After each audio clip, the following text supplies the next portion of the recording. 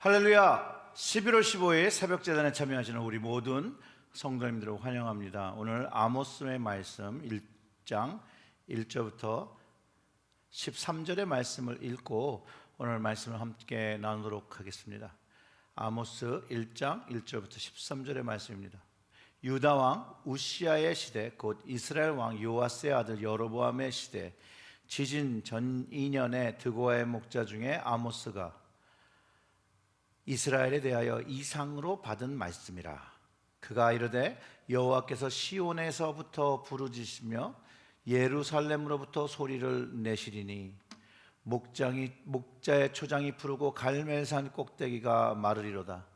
여호와께서 이같이 말씀하시되 다메섹의 서너 가지 죄로 말미암아 내가 그 벌을 돌이키지 아니하리니 이는 그들이 철타작기로 타작하듯 길리앗을 압박하였습니다.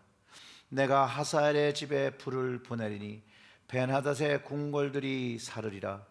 내가 다메섹의 빗장을 꺾으며 아웬 골짜기에서 그 주민들을 끊으며 벳에덴에서 규 잡은 자를 끊으리니 아람 백성이 사로잡혀 기르에 이르리라. 여호와께서 말씀하셨느니라. 여호와께서 이같이 말씀하시되 가사의 서너 가지 죄로 말미암아 내가 그 벌을 돌이키지 아니하리니 이는 그들이 모든 사로잡은 자들을 끌어 에돔에 넘겼음이라. 내가 가사 성에 불을 보내리니 그 궁들을 사르리라. 내가 또 아스돗에서 그 주민들과 아스글론에서 규 잡은 자를 끊고 또 손을 돌이켜 에그론을 치리니 블레셋에 남아있는 자가 멸망하리라. 주 여호와께서 말씀하셨느니라. 여호와께서 이와 같이 말씀하시되 두로의 서너 가지 죄로 말미암아 내가 그 벌을 돌이키지 아니하리니 이는 그들이 그 형제의 계약을 기억하지 아니하고 모든 사로잡은 자를 에돔에 넘겼음이라. 내가 두로 성에 불을 보내리니 그 궁궐들을 사르리라. 여호와께서 이와 같이 말씀하시되 에돔의 서너 가지 죄로 말미암아 내가 그를 벌을 돌이키지 아니하리니 이는 그가 칼로 그 형제를 쫓아내며 긍휼을 버리며 항상 맹렬히 화를 내며 분을 끝없이 품었음이라. 내가 대만에 불을 보내리니 보스라의 궁궐들을 사르리라. 여호와께서 이와 같이 말씀하시되 암몬 자손의 서너 가지 죄로 말미암아 내가 그 벌을 돌이키지 아니하리니 이는 그들이 자기 지경을 넓히고자 하여 길르앗의 아이 벤 여인의 배를 갈랐음이니라. 아멘.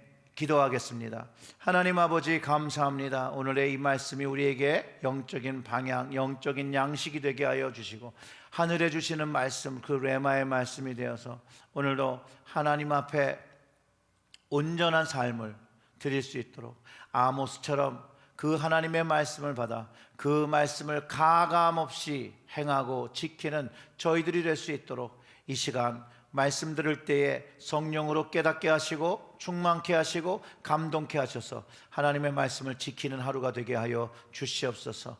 이 모든 말씀 우리 구주 예수님의 이름으로 기도드렸습니다. 아멘. 역사는요, 현재를 돌아보고 미래를 좀 더 나은 삶으로 준비할 수 있도록 이끌어 줍니다.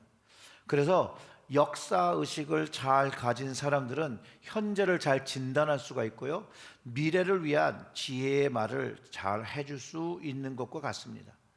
성경의 이야기와 성경의 역사는요, 이스라엘의 과거로 인하여 우리의 현재의 삶을 진단할 수 있고 우리의 미래의 삶이 하나님께서 기뻐하시는 삶으로 그 방향성을 정해줄 수 있다는 것이에요. 그러니 말씀과 성경의 역사를 잘 이해한 사람들이 현재 주님 앞에, 하나님 앞의 모습을 잘 진단하고 하나님께서 기뻐하시는 삶으로 변화되어져 거룩하게 되어져 살아가게 됨을 분명하게 가르쳐주고 있습니다. 오늘부터 아모스 선지자의 그 말씀을 나누게 되는 거죠.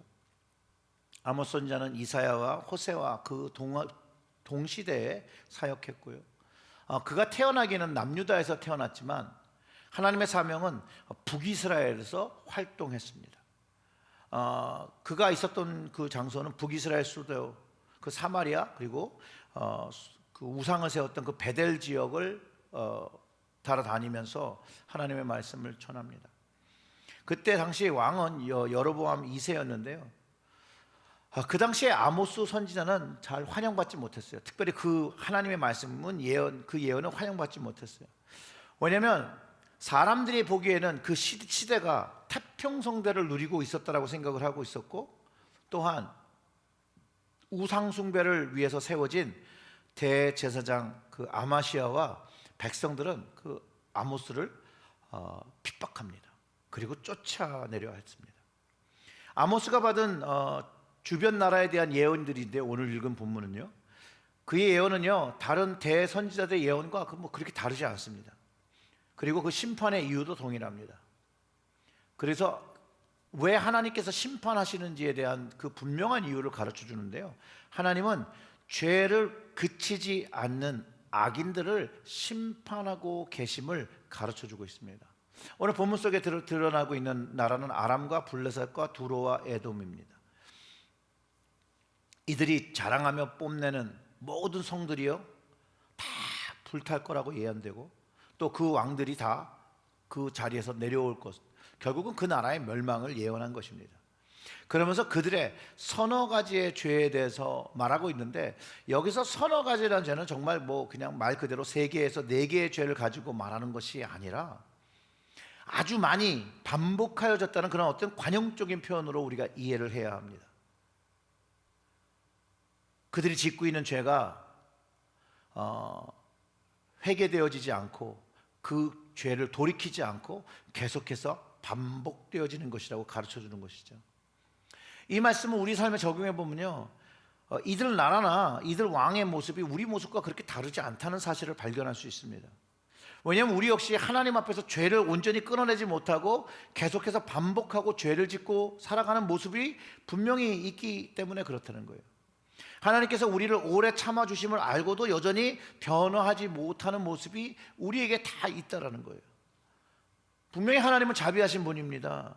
그럼에도 불구하고 그 한계와 시간의 끝이 있음을 오늘 말씀에 분명히 가르쳐주고 있고, 모든 성경을 통해서 그것을 가르쳐주는 것이에요. 그냥 마냥 기다리시는 것은 아니에요. 마냥 침묵하시는 하나님도 아니시라는 거예요.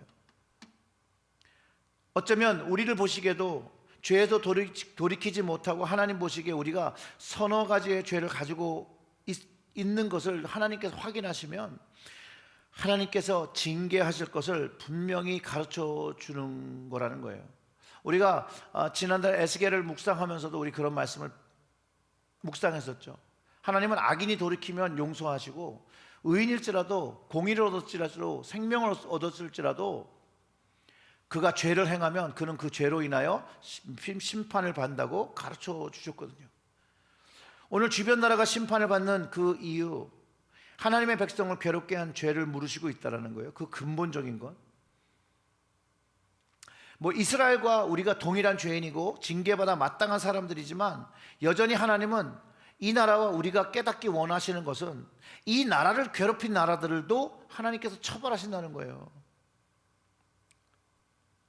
하나님이 우리의 편이신 것을 정말 알려주신 거죠.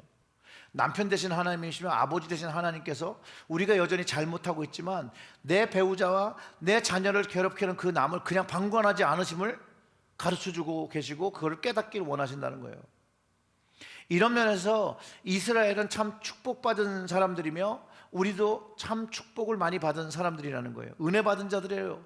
우리가 노력하거나 우리가 잘나서 받은 것이 아니라 하나님이 그냥 선택해 주셔서 받는 것이잖아요. 그러니 하나님한테 잘해야죠.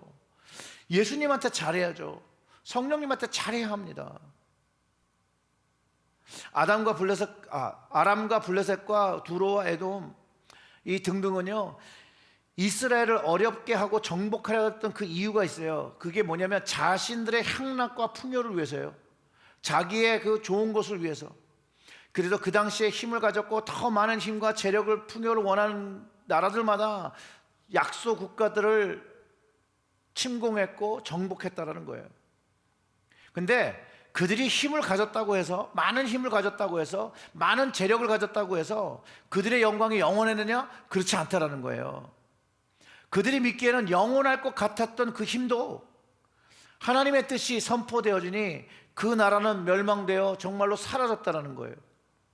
하나님이 심판하셨기 때문에 그렇다라는 거예요.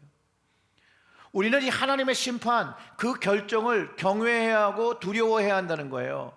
우리의 죄를 물으시는 그 재판장 되신 하나님을 두려워하며 경외해야 하는 것이에요. 세상이, 또 세상에 많은 능력 있는 왕들이 우리의 미래를 결정하는 것이 아니라 전능하신 하나님께서 우리의 미래를 결정하고 계심을 우리는 알아야 하는 것이에요.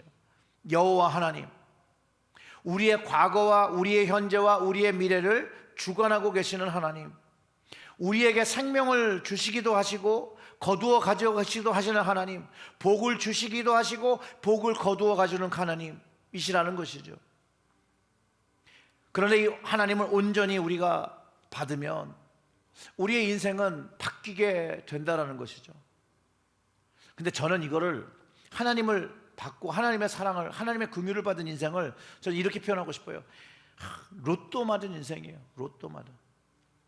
왜냐하면 로또는요, 아무런 노력과 많은 재정이 없이 갑자기 많은 것들을 누리게 되는 거잖아요. 그런 점에서 하나님을 만나게 되고 하나님의 은혜를 경험하는 것이 이 로또 맞은 것과 같다라는 거예요. 그리고 그 로또를 맞은 순간부터 새로운 인생을 살잖아요. 새로운 인생. 근데 그 새로운 인생도요, 자기의 선택에 따라 좋은 인생을 살 수 있고 나쁜 인생을, 여전히 나쁜 인생을 살 수 있다는 거예요. 선한 인생을 선택해서 살 수 있고 악한 인생을 선택해서 살 수 있다는 거예요. 저는 하나님께서 먼저 선택해 주시고 약속과 복을 누리며 하나님이 원하시는 그 선한 것을 선택하고 살아가는 그 새로운 인생이 될 때만이 하나님께서 우리의 삶을 축복하시는 완벽한 인생으로 되어진다고 저는 믿습니다. 내가 완벽해서가 아니에요. 하나님께서 나와 함께 하시니 우리가 완벽한 삶을 누리게 된다는 것이에요. 왜냐하면 거기에는 영원한 생명이 있고 천국의 삶을 누리는 그 약속이 담겨 있기 때문에 그래요. 이건요, 여러분, 아무나 누릴 수 있는 것이 아니에요. 오직 예수 그리스도를 믿는 그 믿음을 가진 사람들만이 되어지는 거죠. 오늘 제목처럼 하나님께서 선택하신 자, 하나님의 말씀을 가감없이 믿고 전하는 아모스 같은 사람을 분명하게 얘기하고 있다는 것이죠. 그냥 하나님께서 선택했다는 건 그냥 불특정 다수를 얘기하는 게 아니에요. 말씀이 육신되어 오신 그 예수님을 믿으면 하나님의 자녀되는 권세, 그거를 경험하는 것이거든요. 예수님을 믿으며 예수님의 말씀을 전하며 사는 인생이 쉬운 인생은 아니죠. 오히려 환영받지 못하는 삶이 되죠. 세상에서 점점 더 세상은 더 그렇게 되죠. 그러나 예수를 위하여 사는 인생이 아무리 힘들고 아무리 핍박이 있고 아무리 환난이 있을지라도 영원하지 않아요. 그 끝이 분명히 있고 하나님의 자녀된 백성을 괴롭히고 어렵게 하는 모든 나라와 권세 잡은 자들은 오늘 말씀처럼, 그 예언의 말씀처럼 무너지고 불살라지고 멸망당하는 것이에요. 하나님의 심판을 받는 것이 그들에게는 그것이 종국이 되는 것이고, 믿는 자, 선택받은 자의 끝은 영원한 나라에서 영원한 영광과 은혜를 누리며 사는 것이라고 하나님께서 결정하시고 정하신 것이라는 것이에요. 사랑하는 성도 여러분, 주 예수 그리스도를 믿음으로 하나님의 뜻과 섭리를 따르며 말씀을 지키며 이스라엘처럼 죄를 번복하며 회개하지 않고 사는 것이 아니라 늘 십자가의 용서를 힘입어 늘 주님 앞에 긍휼함을 얻고 용서함을 받고 은혜를 받아 하나님의 보호하심과 인도하심을 받으며 사는 우리 모두가 되기를 주님의 이름으로 축원합니다. 아멘. 기도하겠습니다. 하나님 아버지, 감사합니다. 오늘의 이 말씀이 우리의 심령에 새겨지게 하여 주시었고, 예수 그리스도를 믿음이 우리에게 새로운 인생, 영적인 인생, 구원의 인생, 영원한 생명을 누리는 인생이 우리의 삶 그 깊은 곳에서 경험되어지고 그 삶을 살아내고 또 주님을 위하여 살아낼 수 있도록 주여 하나님의 말씀을 점점 더 깨닫고 선택받은 자의 삶을 살아갈 수 있도록 성령님께서 인도하여 주시옵소서. 이 모든 말씀 우리 구주 예수님의 이름으로 기도드렸습니다. 아멘.